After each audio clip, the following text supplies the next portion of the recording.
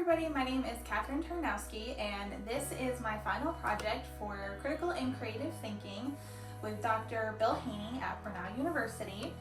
So for my project, I decided to make tin can luminaries. It was actually a childhood summer camp, like craft idea that we used to do. And so I thought it would be really cool to do the same for this project. So here is one of my cans. This is just a everyday, found in your grocery store, usually full of food can that I have obviously taken the food out of and cleaned the label off.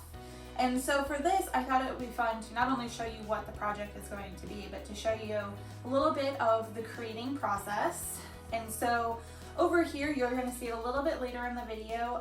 It'll actually be glowing and you'll be able to see this a little bit better, but essentially you just hammer in the designs, and so that's why we have this paper on here. This is our stencil. So I have 6 cans for the 6 creators that I have chosen for my project. And then this is a can that I'm going to be using to show the similarities and differences between myself and the creators.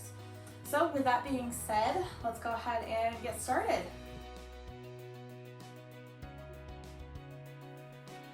So for this part, we're going to speed it up just a little bit, otherwise we'd probably be here for about 5 years. So when I did this as a kid, and the typical way you would probably do this is taking a hammer and nail and basically just hammering in your design one by one. And as I started this, I realized that would take me forever. So we decided to use some adult tools and busted out the drill. And so here you can see I am drilling in, using that stencil, going basically word by word for this specific design. Some do have words, but most are usually just symbols. So we're gonna go through this process, and this is actually the last stencil that I had. I've gone through and drilled in the design on all the other 6 cans, and this is my last one, and this is actually the last design, and thankfully my gracious husband holds it in place for me so I can go in and get everything drilled in and in place. So essentially once the design's on there, you just rip the paper off and throw a candle in there.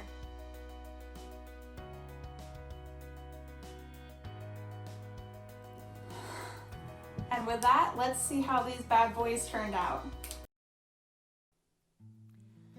So this tin can luminary is dedicated to Matt Callahan, who was born in 1951. He is a writer and probably most formally known as a musician. But for this part, the symbol that I chose is dedicated to his writing, both songwriting and book writing. He is also an author. So moving into the next design, this is actually a throwback to his childhood.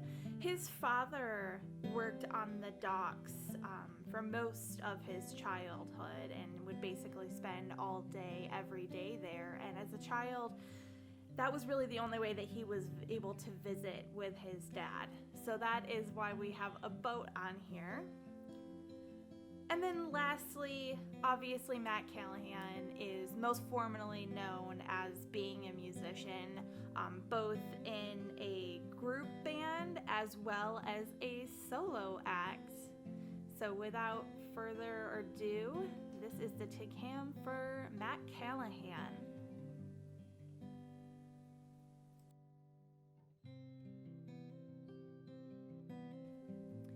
Next up, we have our tin can dedicated to Tony Kushner. Tony Kushner is an American playwright and activist. So for this symbol, it is focused on activism and the role that he plays in the LGBTQ plus society. Moving on to the next symbol, as I mentioned, Tony Kushner is an American playwright, and he is most famous for his play Angels in America. And so here we have got our angel wings to symbolize his most famous work. And then our last symbol is actually dedicated to his collaboration. He is most notably known for, in his writing, using collaborations of people in his life and sharing their experiences in his work. So that's why we've got these three folks on here with the line drawn in between them. So that is Tony Kushner.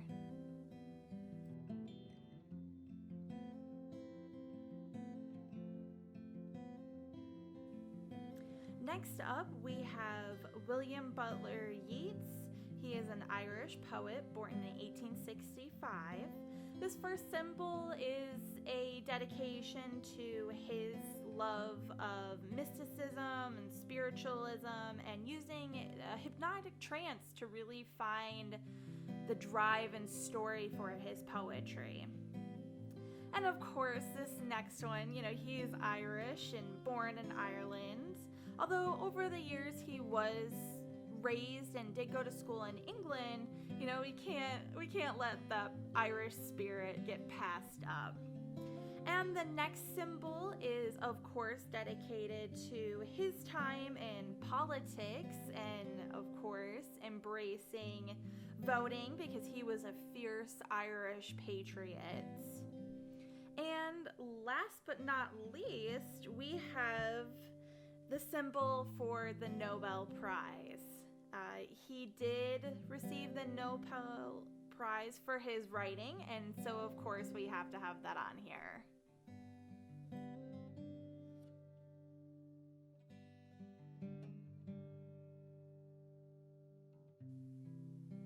Mary Shelley. This obviously our first symbol, we couldn't not have Frankenstein, right? Frankenstein is most notably her most famous work. So we have our first symbol of Frankenstein. Moving next into a throwback to her education. Mary Shelley, being a woman, she actually did not have any formal education. And so her education was informal through reading books that were in her father's library. And then the last symbol I have on here is actually a moon with a sleeping cap in order to represent dreams. Mary Shelley most notably came up with the idea of Frankenstein through a dream.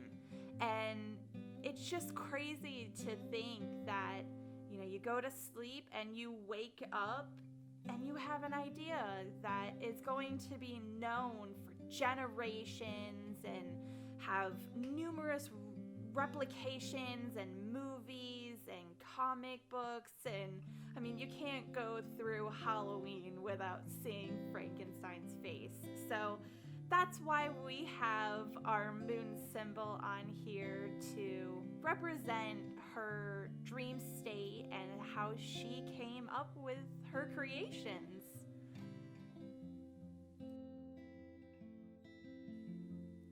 Okay, the next tin can luminary that we have is dedicated to Pamela Travers. This first symbol is really just dedicated and focused on the fact that she was the second Western woman to study Zen in Kyoto. And, she practiced daily yoga and was really just fascinated by mysticism. And this next symbol, of course, is a throwback to her early upbringing in the Australian outback as a young adult who then eventually moved to England. But of course, we couldn't pass up not having a kangaroo. And this next symbol is really dedicated to the fact that Travers draws a lot on her own childhood experiences and family relationships in her work. And so we've got our ABC building blocks.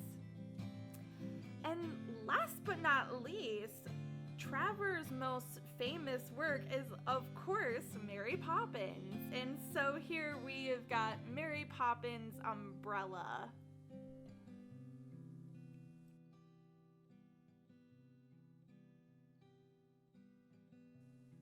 Okay, and for our last creator tin can luminary, we have Eugene Herringle. This first symbol is really dedicated to his focus on relaxation and breathing and consciousness that he used to master his archery. Which then, of course, segue us into his most famous piece of work is his book, Zen and the Art of Archery. And so here we have got the symbol of the bow and arrow. And then lastly, this symbol that we have here, the head with the question mark, he was a philosopher and taught philosophy. And so this really symbolizes his quest for, ever seeking knowledge and always questioning everything. Just making sure that he really tried to consciously focus on philosophy.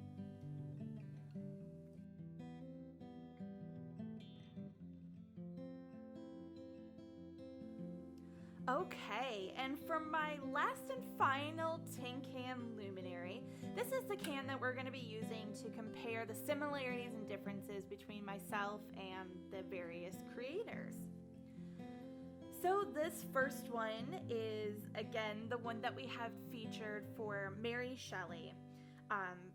Really decompressing in your sleep and using that to channel your creativity is something that I feel I have in common with her.